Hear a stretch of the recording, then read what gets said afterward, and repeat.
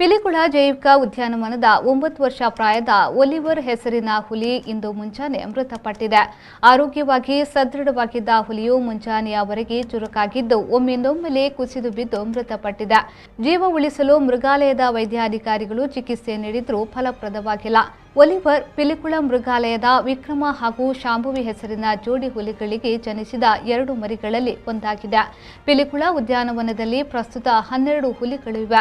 ಮೃತಪಟ್ಟ ಹುಲಿಯ ಅಂಗಾಂಗಗಳ ಮಾದರಿಯನ್ನ ಪರೀಕ್ಷೆಗೆ ಬೆಂಗಳೂರು ಹಾಗೂ ಉತ್ತರ ಪ್ರದೇಶದ IVRIಗೆ ಕಳುಹಿಸಲಾಗಿದೆ. ಕೋವಿಡ್ ಪರೀಕ್ಷೆಗಾಗಿ ಮಾದರಿಯನ್ನ ಭೋಪಾಲದ NIHSADಗೆ ಕಳುಹಿಸಲಾಗಿದೆ.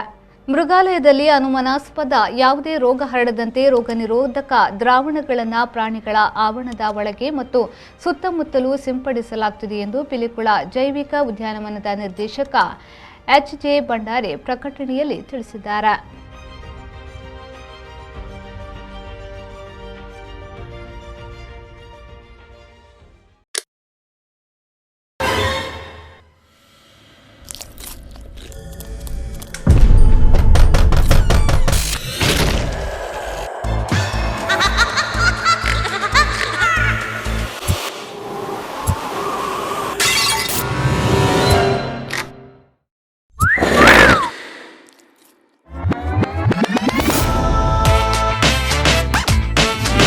Oshima, batteries and inverters.